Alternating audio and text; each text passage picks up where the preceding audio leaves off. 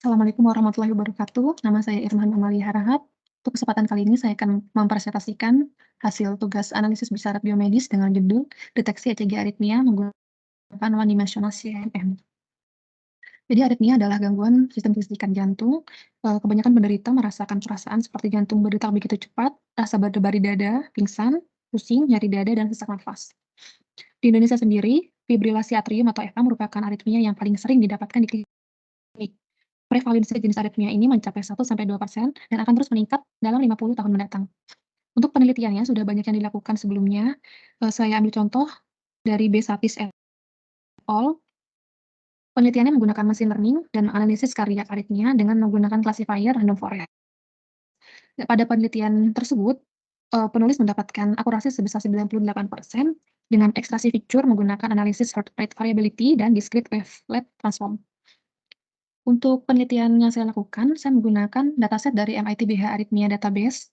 Kemudian untuk pembagian kelasnya saya bagi menjadi 5 kelas kecil, yaitu normal atau N, left bundle branch block atau L, right bundle branch block atau R, atrial prematur A, dan prematur ventricular contraction atau V.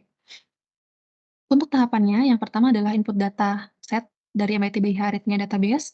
Kemudian saya melakukan pre-processing, yaitu denoise dan z-score normalization. Pada umumnya, data mentah yang digunakan masih tercampur dengan the raw yang mengakibatkan intervensi pada saat pengolahan. Intervensi tersebut dapat berupa intervensi daya dan frekuensi, penyimpangan dasar, dan intervensi EMG.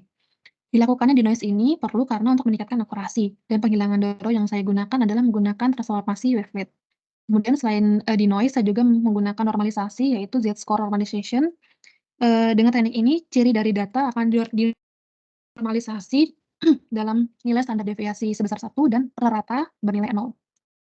Kemudian selanjutnya bisa kita lihat pada grafik bahwa jumlah dataset setiap kelas sangat tidak imbang antara satu dengan lainnya.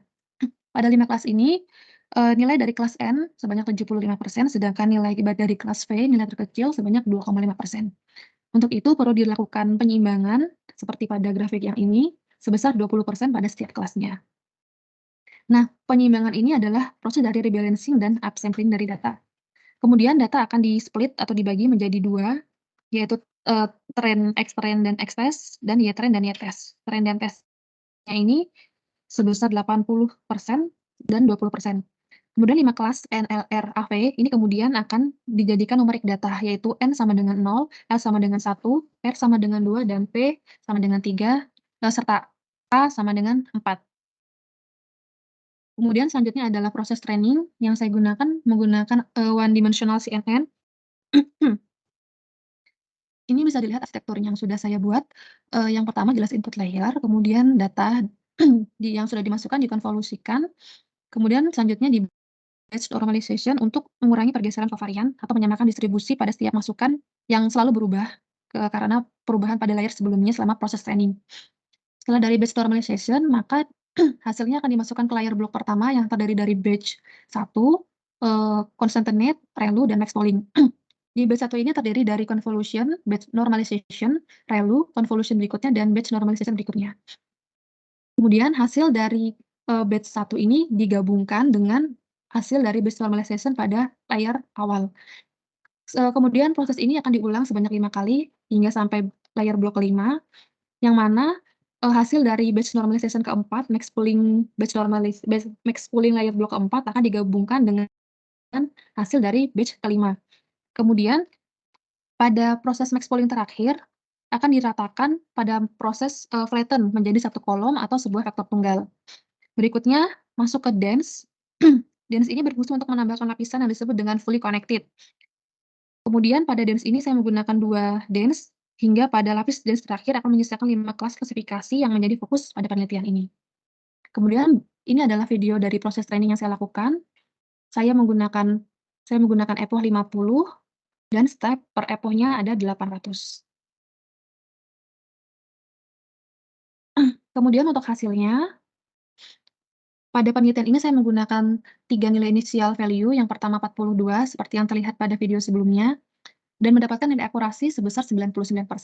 Untuk hasil evaluasi precision recall dan Evans score pada kelima kelas mendapatkan hasil yang sangat baik, bahkan ada 2 kelas yang mendapatkan nilai sempurna, yaitu 1 pada kelas L dan kelas R. Untuk grafik trend loss dan validation loss, bisa dilihat bahwa pada grafik trend loss trend loss dan validation loss mengalami pengurangan yang landai pada awal, kemudian relatif stabil pada poin tertentu. Hal ini menandakan bahwa tidak adanya overfitting atau underfitting pada model dan data. Untuk grafik trend F1 dan validation F1, dapat direpresentasikan bahwa model klasifikasi memiliki nilai precision dan recall yang cukup baik, yang sangat baik, dan tidak adanya trade-off di antara keduanya. Dilihat dari grafik yang monoton mendekati nilai 1 atau sama dengan 1. Untuk hasil confusion metricnya, bisa dilihat bahwa eee, kelima kelas memiliki nilai yang prediksi yang tepat dengan nilai sesungguhnya. Ketika dibandingkan kelas N memang agak sedikit lebih banyak, mengalami kesalahan prediksi, karena di 4 kelas lainnya dia memiliki, nilai kesalahan prediksinya. Kemudian untuk initial value 750, setelah saya lakukan proses training memiliki nilai akurasi yang sama, yaitu sebesar 99%. Hal ini saya anggap sama dengan catatan menggunakan 2 angka penting di belakang koma. Untuk hasil evaluasi precision, recall, dan advance score dari kelima kelas, memiliki nilai yang benar-benar sama persis. Kemudian untuk confusion metricnya juga memiliki nilai yang sama persis antara initial value 7 dan 50.